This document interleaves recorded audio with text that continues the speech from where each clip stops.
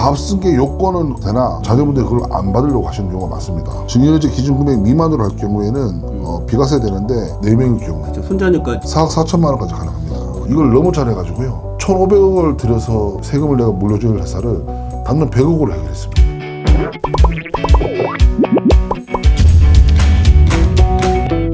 안녕하세요. 중소 중견기업 보스들의 골치 아픈 고민을 타파해줄 보고파 TV를 책임지고 있는 윤책입니다.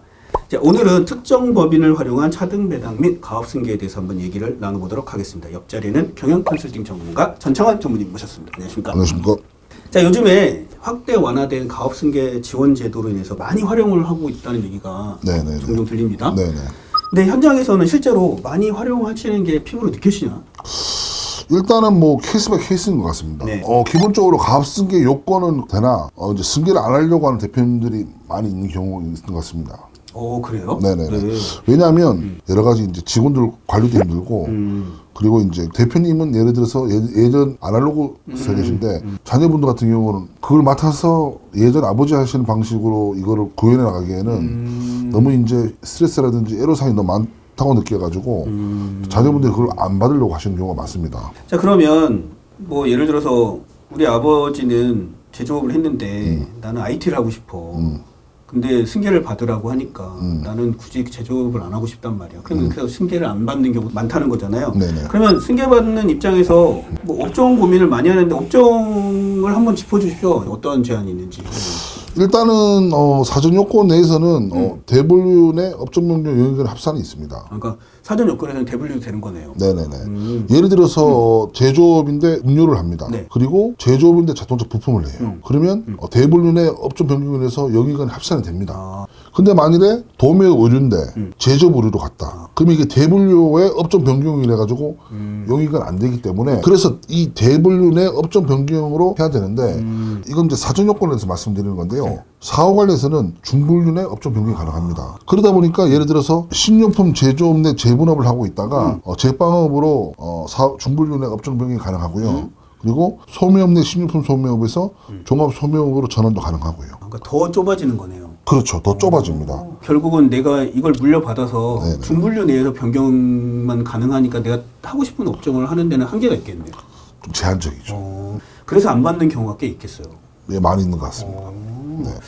그러면 그 업종을 계속 유지하는 것도 있는데 그 외 가업승계 시 고민하는 부분이 또 뭐가 있을까요?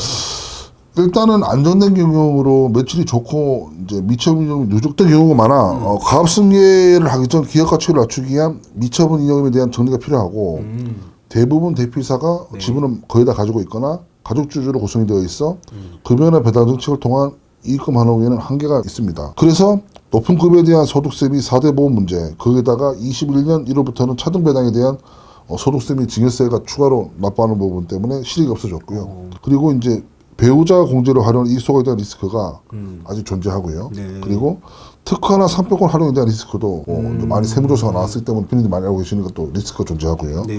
그러다 보니까 최근에는 자녀법인을 활용한 차등 배당 및 가압승계 활용이 되게 많이 늘어나고 있는 추세입니다. 그러면 흔히 자녀분 특정법인? 네네. 이 특정법인을 활용하면 증여세 문제는 없나요? 상증세법 45조 5회에 보면 네. 특정 법인과의 거래를 통한 이익의 증여 의제라는 그 조항이 있습니다. 네네네. 이게 뭐냐면 특정 법인이 지배주주 등의 특수관계인과 아래 형태의 거래를 통해 특정 법인에게 이익을 분야할 경우 그 특정 법인에게 법인세가 과세되는 것과 별개로 그 특정 법인의 지배주주 등이 증여받는 것으로 보아 증여세를 과세한다고 되어 있습니다. 결국은 증여세를 과세를 하는 거네요. 네네네네. 네, 어떤 거래일까요? 일단은 첫 번째로 재산 용역을 무상으로 제공받는 경우 무상으로. 이거 같은 경우는 차등 배당이 여기 해당되는 거고요. 차등 배당이 여기에 해당되는 네. 거네요. 두 번째는 특정 범위로부터 재산 용역을 현재 낮은 대가로 제공받는 경우 저가로 받는다는 네. 말씀하시는 거죠. 세 번째는 특정 법인에게서 재산 용역을 현재 높은 대가로 제공받는 경우인데 고가로 받는 거고요. 네. 네 번째는 특정 법인의 채무를 면제 인수 변제해 주는 경우. 그리고 다섯 번째는 시가보다 낮은 가액으로 특정 법인에게 현물 출자하는 경우. 이렇게 5가지 경우를 했을 때는 예. 증여세를 과세하겠다. 납부 다 하는 건 높은 겁니다. 그럼 특정법인은 어떤 경우를 말하는 네. 건가요? 일단은 그 지배주주와 그 친족이 직접 또는 간접적으로 보유한 지식이 30% 이상의 경우입니다. 한마디로 30%가 넘으면 그건 특정 법인이 되는 거예요. 네네네. 일단은 지배주주 친족은 배우자, 친생자, 사촌인의 혈족, 삼촌인의 인척을 말씀합니다. 보통 이 경우는 한마디로 합쳐서 네네네. 직접 간접적 부여한 게 30%예요. 대부분 자녀법인 같은 경우는 다 특정법인이라고 봐야겠네요. 그렇다고 봐야 되죠. 그렇죠. 네네. 네. 그러면 아까도 5가지 거래를 했을 때 모든 이익에 대해서 과세를 하는 건가요? 여기서는 이제 그 세법에 정한 기준 금액이 있습니다. 네. 예를 들어서 어떻게 되냐면 각 지배주주들이 얻은 개별 증여 이익이 소급 1년간 1억 원 이상인 경우에 대해서는 과세를 합니다. 하면 1년 동안 그 주주, 그 특정 법인에 있는 주주들 각자가 1억 원 이상을 받았을 때. 네, 그때 과세를 합니다. 오. 이 말인즉 네. 특정법인 증여유예 기준 금액 미만으로 할 경우에는 비과세 되는데 그 금액은 1억 원 미만이라고 보시면 되십니다. 1억 원 미만으로 법인 주주 차등 배당을 하면 비과세가 된다는 거죠. 네, 맞습니다. 한마디로 각 주주별로 네, 각 1년 주주 안에 1억이 안 넘으면. 합산된 금액이. 네네. 자, 그러면 제가 보니까 법인 주주 차등 배당 시에는 이 증여 의제도 있지만 법인세 비과세 부분도 있다고 들었어요. 네, 맞습니다. 오. 그 배당에 대한 법인세는 과세가 되는 게 원칙입니다. 네. 그런데 내국법인 수입 배당 금액의 입금 불sam이라는 그 조항이 있는데요. 네. 거기에 보시면 최소 지분율이 20% 미만의 경우에는 30%에 대한 입금 불sam이 되는 겁니다. 그러니까 즉 30%에 대해서는 세금을 안 내게 되는 거죠. 자, 그럼 이게 보통 지분율이 100% 혼자 갖고 있는 경우도 있고, 예를 들어서 뭐 자녀, 배우자, 자녀의 자녀, 손자녀죠? 그렇게 해서 뭐 25%씩 갖고 있을 경우도 있잖아요. 네네네. 그렇다면 그럴 경우 대충 어느 정도의 배당금을 줬을 때 비과세가 되는지 그 한번 표로 한번 말씀해 주시겠습니까? 일단 차등 배당과 관련된 법인세액을 보수적으로 차등 배당이 10%라고 가정했을 경우에 대해 네. 설명을 드리겠습니다. 네네. 만일에 주주 한 명이다. 그러니까 지분율이 100%다. 네. 100%다. 한 명은 100%다. 네, 그럴 100%다. 경우에는 1억 1천만 원까지 하시면은 회피하실 수 있는 거고요. 네. 그리고 만일에 두 명의 경우에 5대 5다. 네. 그럼 50% 갖고 네, 있다. 각 2억 2천만 원까지 가능하십니다. 네. 25%씩 4명의 경우. 그렇죠. 손자녀까지 예, 해서. 예, 예. 그러면 4억 4천만 원까지 가능합니다. 4억 4,400. 네네네. 그러니까 요건 어디까지나 이제 요렇다는 예를 든 거니까. 보수적인 예입니다. 예. 정확한 또 계산을 하기 위해서는 전문가의 도움을 받아야겠네요. 네, 맞습니다. 네. 이론상으로 들었는데 네. 제가 이제 예를 들어서 한번 특정 법인의 차등 배당을 어떻게 하면 되는지 네. 한번 설명을 해 주십시오. 예를 들어 설명을 드리겠습니다. 일반적인 경우입니다. 네. 부친의 80%, 자녀가 20%는 법인을 갖고 있고요. 네. 그리고 자녀가 대표인 비법인, 자녀의 50%, 또 자녀 배우자 50% 네. 이렇게 있습니다. 네. 근데 A 법인이 2억을 배당을 합니다.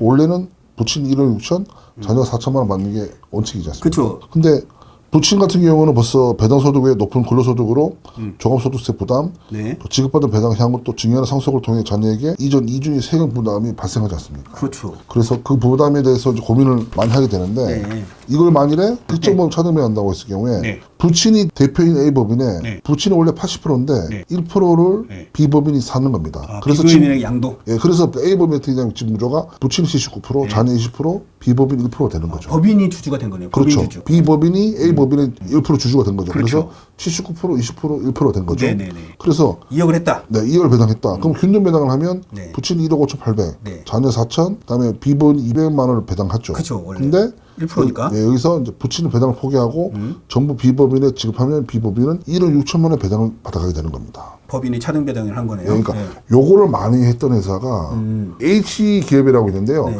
이 H 기업이 유통하고 뭐 여러 회사를 하는데 보시면 이걸 너무 잘해가지고요. 1,500억을 들여서 세금을 내가 물려줄 회사를 단돈 100억으로 해결했습니다. 이 방법을 통해 가지고요. 그래서 비법인은 이제 개인이 하는 법인이지 않습니까? 그래서 차등 배당 시에도 증여세는 비과세고 법인세만 과세가 되는 그렇죠, 겁니다. 그렇죠. 네네네. 그래서 비법인이 지급받은 배당을 비법인 주주가 감독적인 방법으로 A 법인 이익금 전부를 A 법인 대표의 자녀 가족에 전부 이전 가능한 겁니다. 그죠. 이게 전부 다 가능한 거죠. 네네네. 그래서 이때 비법인 주주인별로 1억 미만의 경우 증여세 비과세로 비법인이 지급받은 배당에 대한 비법인 주주인별 지분율 곱하여 선정하면 비법인 주주 자녀 50% 8천만 원, 네. 자녀 배우자 50% 8천만 원에서 증여세가 비과세되는 겁니다. 다 1억 미만이니까. 네 맞습니다. 아, 결국- 이거를 잘 지켜야지 넘어버리면 과세가 되기 때문에 그렇죠.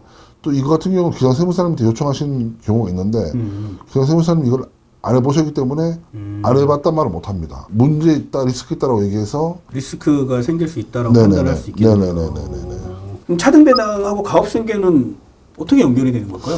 일단은 좀 전에 말씀드렸지만 기존 법인에서 승계 요건은 가능하나 그 업종 간의 그 되는 부분에 대해서 만족을 못 시키다 보는 부분 네. 그리고 설령 그게 된다 하더라도 자녀분이 그 회사를 맡아서 승계 부분을 회피하거나 되게 부담스러워하는 경우에는 네. 대표 입장에서는 또 망설여지는 부분이 있지 않습니까? 그러면 또 회사 연속성이라는 게 있는 거고 그렇죠. 그 누적된 잉여금 이걸 어떻게 처리하냐. 네. 그러니까 자녀가 하고 싶은 법인을 차려서 그리고 법인 주주로 만들어서 계속 그 모법인의 자금이나 그런 부의 이전을 시키고 점점 이제 자녀 법인을 키워서 나중에는 결국은 자녀 법인에 모두 이게 옮겨질 수 있게 그렇게 하는 거네요. 뭐 그런 부분도 있고 또 네. 뭐가 있냐면 자녀 법인에 이제 시드머니를 만들어줘서 당장은 뭐 그 영세할 수 있지만 네. 만일에 3억에 10년 동안 넣는다면 30억이 되는 그렇죠. 거거든요. 뭐 법인세 내지만 그렇죠. 그러면 그 정도 되면은 뭐 자생력을 충분히 키울 수 있기 때문에